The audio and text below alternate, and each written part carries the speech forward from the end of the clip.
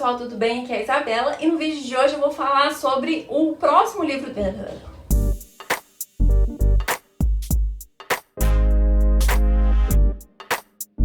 Olá pessoal, tudo bem? Aqui é a Isabela e eu trouxe mais um vídeo do Mulheres Continentais para vocês. Dessa vez o representante da América do Norte, que é a autora canadense Aoi Hamilton. Acho que é assim que pronuncia o nome dela. E eu escolhi Canadá para fugir mesmo um pouco dos Estados Unidos, porque querendo ou não, é o tipo de literatura que a gente acaba mais consumindo. Mas vamos lá, eu escolhi então A Rebelde do Deserto, que é uma fantasia, e é uma fantasia que vai trazer pra gente uma cultura ali do povo do deserto, que é algo que eu nunca tive contato antes, então eu tava super animada pra fazer essa leitura. Pra quem acompanha aqui há mais tempo, sabe que esse tipo de fantasia me encanta os olhos, né? Brilham os meus olhos, tanto que eu já fiz um vídeo de indicações aqui, e que A Rebelde do Deserto, inclusive, não tá entre essas indicações, mas poderia estar. Nele, a gente vai acompanhar, então, um povo ali no deserto, né, um continente ali na área das Arábias, que, né, aparentemente ali nas Arábias, mas no deserto, enfim, vocês entenderam, que vive sob regime de um sultão. O sultão, ele é uma espécie de um rei, só que ele culturalmente tem várias mulheres. Como todos os homens ali desse continente, é aceitável e é esperado que esses homens se casem com várias mulheres. O sultão, então, tem sim vários casamentos e, por consequência, ele tem vários filhos. Então, a questão da sucessão do poder, né, de quem assumiria como sultão caso o atual morresse, é sempre algo um tanto quanto conturbado. Então, geralmente tem uma competição entre os 12 filhos, e sim, são sempre homens mais velhos, para quem ganhar essa competição assume o poder. Só que por alguns motivos ali que vão ser apresentados pra gente ao longo do livro, que não cabe a mim contar a vocês quais são esses motivos, o príncipe que é o vencedor, né, o príncipe que deveria assumir o trono, não é alguém que foi aceito pelo sultão. Então, esse príncipe, ele acaba iniciando uma faísca de uma rebelião, porque ele acaba exilado ali do castelo lá, do não sei o que, do sultão. Ele acaba exilado e ele quer o poder do sultão para poder governar de uma forma diferente. Basicamente é isso. Rola então essa questão da disputa do poder com uma rebelião surgindo, uns burburinhos surgindo em apoio a esse príncipe. E só que para grande parte da população é só isso, é só um burburinho mesmo. E além disso tudo, o sultão, ele ainda tem um governo um tanto quanto suspeito, principalmente quando ele se associa a um exército de um povo forasteiro de outro continente. Então ele usa a força desse exército, que é conhecidamente brutal, que é extremamente cruel, para poder colocar ordem ali e para poder perseguir algumas pessoas que são diferentes ali no reino, que também não vou entrar em muitos detalhes quanto a isso, mas que envolve uma questão mágica, uma questão mais lendária, que vai se revelando com o tempo pra gente, mas que envolve aí coisas que de certa forma podem também ameaçar tanto ao sultão quanto a esse outro continente que o exército vem ajudar o sultão. Então esse é o cenário político do A Rebelde do Deserto. Mas a gente vai acompanhar mesmo a história da Amani, que é a nossa personagem principal. E ela é uma menina que já escutou rumores dessa trama política, mas que não é diretamente ligada à vida dela, porque ela vive num vilarejozinho super pequeno e, como ela mesma diz, extremamente entediante, que as pessoas não têm muito o que fazer ali. E essa menina, ela é órfã, então tanto o pai dela quanto a mãe já morreram. O pai já há mais tempo, mas a mãe, no momento da história ali, tem quase um ano que a mãe morreu. E a menina é forçada a viver com seus tios, com a irmã da sua mãe e com o cara lá que ela casou. Nesse caso da casa ali também, esse cara também é casado com várias mulheres e a Amani não é muito bem desejada nessa casa. Tanto pela tia, que é a esposa principal do tio e que ela não queria aquela menina ali, e também quando o tio fala que se vai ficar com a menina ali, que pelo menos ele case com ela também, pra ela ter algum tipo de serventia. Enfim, a mulher ainda fica enciumada, então ela não é desejada ali. As primas dela também tem uma questão de uma disputa, não gostam dela ali. E a Amani só quer saber de sair desse vilarejo, ela não quer nada, principalmente com essa questão de casamento com o tio, não é nunca o que ela quer. Então ela quer sair dali e tentar a vida na capital do continente. Só que para isso, ela precisa de dinheiro. E como que ela ia conseguir dinheiro? Bom, a economia ali desse vilarejo, ela depende exclusivamente de uma fábrica de armas. Então ali foi instaurada uma fábrica de armas para alimentar esse exército e as forças do sultão. Então o povo ali desse vilarejo mexe com pólvora, com arma desde sempre. E a Amani, não diferente, aprendeu a atirar muito jovem, mesmo sendo uma mulher. Que a mulher, nessa situação, nesse cenário, ela realmente é um ser que não tem nenhum tipo de liberdade, que não tem nenhum tipo de escolha. A vida dela tá sempre vinculada ao do pai e depois ao do marido. Então, seja a questão de bens, seja a questão de decisões mesmo de vida. Então, assim, tudo é pra Amani sair daquele lugar, né? Enfim, nessa situação toda, a única forma que ela encontra de ganhar dinheiro é através de tiro. Então, essa é a única coisa que ela sabe fazer. Então, o que ela faz? Ela vai para uma cidade vizinha que tem uma espécie de um campeonato de tiro e quem ganha sai de lá com bastante dinheiro, o pessoal aposta e tal. Só que é claro que ela vai escondida e ela se veste como um homem para poder participar, como um menino. E aí, nessa competição, ela acaba conhecendo um forasteiro, o Jin, e que os dois meio que entram numa furada juntos e eles acabam tendo que ajudar um ao outro para conseguir sair daquela situação. Não dá muito certo a questão ali do tiro, ela meio que sai de mãos abanando, inclusive pior do que ela entrou na situação, e ela tem que voltar para a vilazinha dela ali, mas ninguém sabe que ela foi para esse negócio de tiro, então ela finge demência como se nada tivesse acontecido. Mas coisas acontecem e a Amani acaba envolvida ainda mais com esse forasteiro e ela acaba meio que envolvida na questão política também.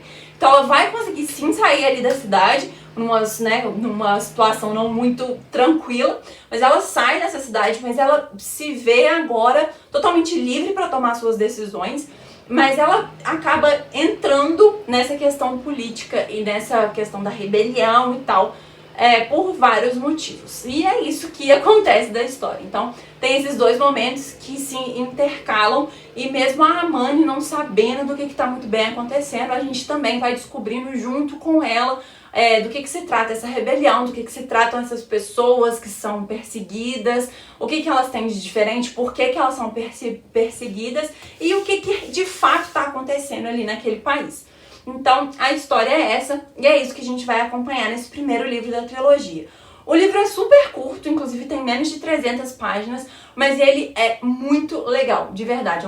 É uma leitura rápida, mas que não deixa a desejar em ponto nenhum por isso, sabe? Eu acho que por ser curto pode ficar parecendo que vai faltar ambientação ou que vai faltar algo na história, e não. A autora, ela consegue descrever tudo muito bem, ela consegue imergir a gente na história muito bem também e criar um universo fantástico que realmente é muito interessante. Então ela traz aí a questão da criação, de como que as pessoas lidam com a questão das lendas, né, se elas acreditam ou não, como que as pessoas encaram esses seres diferentes, essa magia presente ali no universo deles. Isso tudo muito relacionado ao deserto. Então, o deserto, ele atua como um personagem principalmente muito próximo da Amani. A Amani tem um relacionamento intrínseco com o deserto e é algo muito legal de acompanhar, assim, sabe? Eu gostei da personagem da Amani, mas principalmente do personagem do Jin, que é esse forasteiro que aparece aí.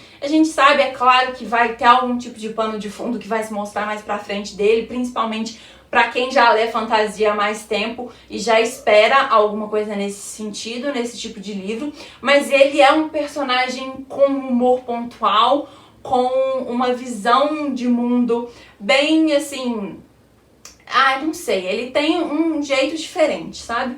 E esse livro é legal também porque ele traz a questão da liberdade numa sociedade extremamente machista, principalmente vinculado a mulheres. Então a gente tem, além da protagonista, outras mulheres fortes, mas a questão da escolha. Então, a partir do momento que a Amani, ela consegue se libertar ali daquela vila, né? Sair desse domínio do seu tio, sair dessa coisa que ela estava presa. Ela passa a poder tomar suas próprias decisões e ela não sabe fazer isso.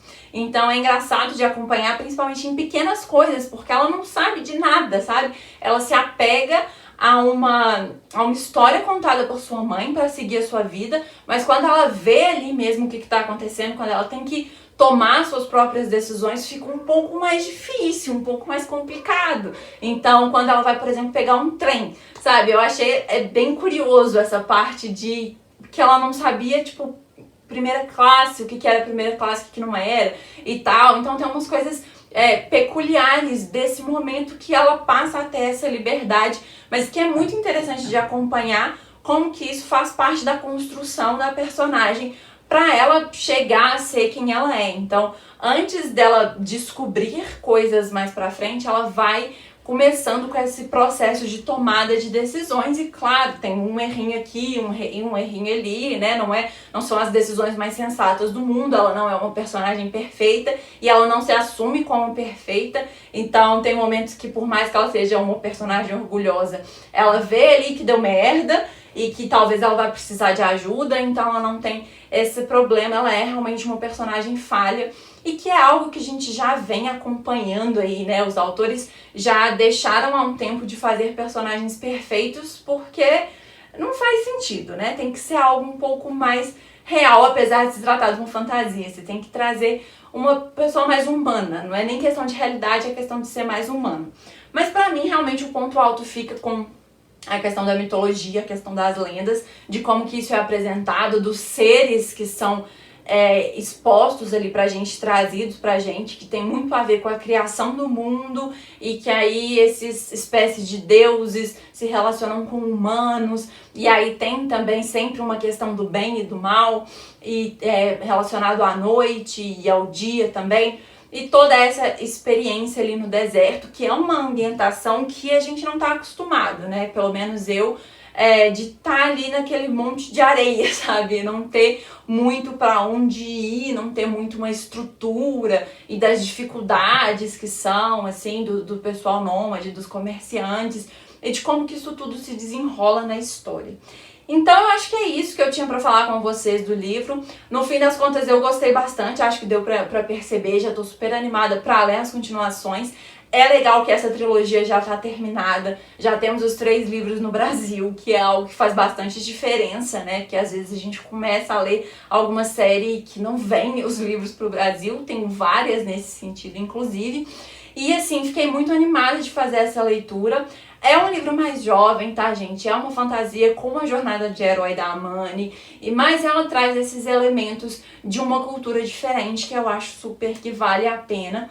Tem um romancezinho ali, mas é algo sutil, não é algo tão absurdo, eu acho que ele funciona bem dentro da história. E o foco mesmo é na personagem e na sua jornada e na sua construção. E parece que agora, pelo menos pelo desenrolar ali da história, parece que o segundo livro vai para um lado mais político. Então, o primeiro serviu para introduzir a personagem e mostrar pra gente o que tá acontecendo, né? Tipo, ó, tá acontecendo isso aqui. E aí agora a gente vai pra uma questão mais de disputa de poder, pelo que eu entendi, pelo que eu espero das sequências dessa história. Então eu vou ver, se vocês tiverem interesse, coloca aqui nos comentários de trazer os próximos livros por aqui. É um pouco mais complicado trazer sequências de séries, né? Tipo, o segundo livro, terceiro livro, sem dar nenhum tipo de spoiler. O primeiro, é claro, é possível, mas os outros não tem muito como. Mas quando eu terminar de ler, eu faço aí uma reflexão se eu trago aqui pro canal ou não. Se eu gostar bastante, provavelmente eu trarei. Mas espero ainda terminar essa trilogia esse ano. Eu espero que vocês tenham gostado desse vídeo. Deixem aqui seus comentários, o que vocês estão achando do projeto, se vocês gostaram desse vídeo, se já leram esse livro, se tem alguma indicação. Enfim, também não se esquece de curtir e se inscrever no canal se ainda não for inscrito, para não perder nenhum dos vídeos que a gente está lançando por aqui. Eu vejo vocês no próximo e tchau, tchau!